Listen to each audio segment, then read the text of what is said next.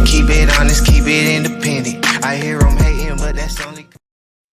Good evening, guys. This is Big Alan Feaster with KO Boxing Breaking News, the greatest news channel for your boxing news, one of the newest news channels for your boxing news. Hey, guys, appreciate you coming on tonight, checking this news story out, and also for subscribing. Everybody, I want to thank you for subscribing this past week. Everybody that supported us from the very beginning, all the views. There's a lot of views on a lot of videos. I appreciate it. We appreciate it so much. Thank you guys so much for your support. Thank you. All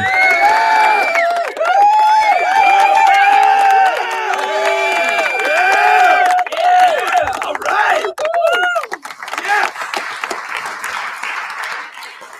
Thanks, guys. Thank you very much. Okay, guys. Also, don't forget. Okay. Don't forget to hit the bell notification button. Be notified when we do go live or we have another story for you. Ring-a-ding-ding. And we won't keep you waiting. We'll get into it. Here's the news story, guys.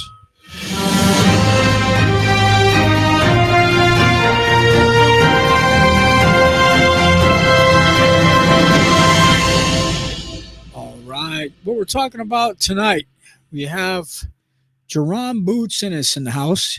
Jaron Boots Ennis considers a 154-pound move amid unification roadblocks at welterweight. And we'll get into it. Jaron Boots Ennis, promoter Eddie Hearn, says he could move up to 154 pounds for his next fight if he can't get a unification match against any of the champions at 147 pounds. Nobody's going to fight him there. Okay. Well, that's the case. Let's move on. But although Hearn feels optimistic about his chances of fighting one of the welterweight champions, Mario Barrios, Imantas Stanionis, or Brian Norman Jr., that might be wishful thinking. Now, guys, welterweight unification, unlikely for Jaron Boots Ennis. This is what we're talking about. Those guys can make more money by holding on to their titles for as long as possible rather than fighting a unification match against Boots, who is now 32 big wins, 0 losses, and 29 knockouts. Now, in which they would be clear underdogs with little hope of winning. Now, guys, if Hearn comes up empty at 147 pounds for Boots, the perfect fight for him at 154 pounds would be against unbeaten Golden Boy promoted Vergil Ortiz Jr., who is now 21 big wins, 0 losses, 21 knockouts. He fights on DAZN and could soon hold the WBC interim junior middleweight title if he dethrones Serhii Bohachuk. I can't even pronounce the guy's name. Last name Bohachuk in their clash on August 10th at the Mandalay Bay Hotel in Las Vegas. Now, guys, Boots is 27 years old, looks massive this past Saturday night, fighting a midget or skinny boy in his title defense against David Avanesian at the Wells Fargo Center in Philadelphia. Now, Ennis has enough size easily to move up to 154 pounds to take on Vergil for the WBC interim title or one of the other champions in the weight class. Now, guys, at 154-pound opportunities, it's a deep talent pool. You can do a lot of swimming over there at 154 pounds class. Now, there are also many talented contenders at 154 for Boots Ennis to fight, like one of these fighters here, Alexander Zayas, Erickson Lubin, Tim Zhu, Errol Spence, Josh Kelly, Jesus Ramos, Mahmoud Karbinov, and Charles Conwell, to name a few. Now, guys, the numbers of talented fighters available for Boots Ennis to fight at this 154 pounds weight class is endless, and he could put himself in compelling fights for many years, increasing his popularity for more than if he stays at 147-pound class. Come on, who wants to stay down there anyway? Now, end quote. Unification fights are going to be difficult at 147 pounds for Boots Ennis, But how about a fight at 154 pounds, said Chris Mannix to DAZN Boxing about options for Jaron Boots in his next fight.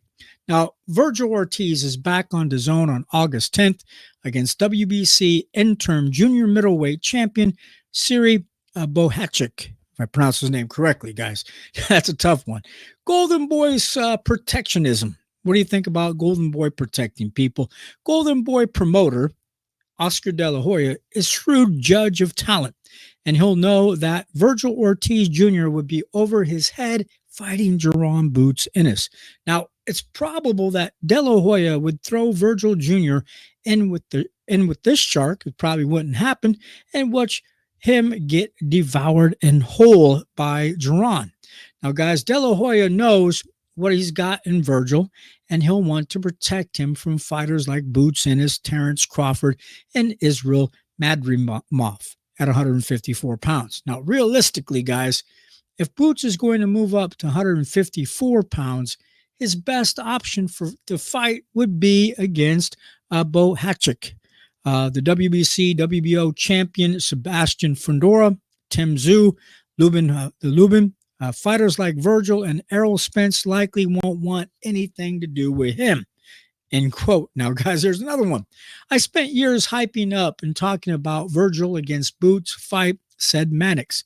That fight would have to take place at 154 pounds. Vergil is not coming back down to 147. Now, Eddie Hearn told me this week that if he can't make a big fight for Boots at welterweight, they are ready to go up to junior middleweight, Mannix continued.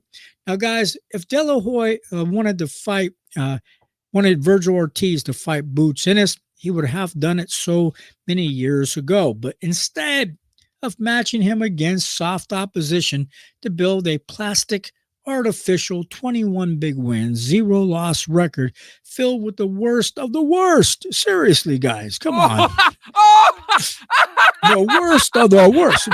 Okay, seriously. All right, wasn't that funny? Okay, come on, calm down. De La Hoya has done an admirable job of matching Vergil, but it's obvious that he's been maneuvered around Boots all these years, and that will likely continue at the 154-pound class, guys. Now, Vergil against Boots, that is a can't-miss fight any weight class, said hopeful-sounding Mannix. Now, Turki Al-Sheikh has an excellent relationship with Terrence Bud Crawford. He has talked about the exact fight in the past against Boots Ennis. Now, if he comes to the table and says, I've got money to make Terrence Crawford against Boots Ennis, either in Riyadh or in the United States, that's a makeable fight, end quote. Now, guys, the other fight that Boots Ennis is unlikely to get in the foreseeable future, Crawford will not fight the young killer Boots Ennis until he gets the Canelo Alvarez payday first in 2025. Now, that's the silver tuna that Crawford is gunning for, and he won't take a dangerous fight and will likely lose against Ennis until he gets that big fight. Now, guys, end quote. Money talks in this particular business, so I think it's marketable, said Mannix. If it's not a Bud Crawford fight, you have to look at the other welterweight champions, Mario Barrios, Imanti Stanionis. Both of those guys are PBC affiliated, and there has been talk of unification fights between those two, but nothing as of yet, end quote. Now, guys, none of those fights are realistic for Boots Ennis. Norman is being positioned to fight Teofimo Lopez by Top Rank, and they won't let Eddie Hearn promote her fighter like Boots Ennis rip through the WBO 147-pound title away from Norman Jr. because they can't make money matching against Teofimo. Now, in quote, guys, Brian Norman Jr., who is the interim champion at the WBO, will be upgraded at some point to full WBO welterweight champion due to Crawford having moved up to 154 pounds. There has been more talk of Norman fighting Teofimo Lopez at some point later this year, said Mannix. Hey, guys, my opinion is I knew that Boots Ennis should move up and weight to 154 pounds. Get up there, get some good fights, get some good paydays, and get a chance to fight Terrence Bud Crawford as well. And someday that could possibly happen. Tell me what your guys' thoughts are on this, and tell me what you guys thought about the fight this past week. I personally think that David Avanesian, he quit on the stool. He didn't want to come back out. So technically, come on, guys. You've seen the fight. Jaron 10 times bigger than David Avanesian. Come on. All right. But what do you guys think about that fight? I don't know. Come on. He could have fought somebody else in the top 10 beside David Avanesian. Tell me your opinion, guys. And say goodnight to this pretty lady here. And we'll catch you guys next time. Good night, everybody.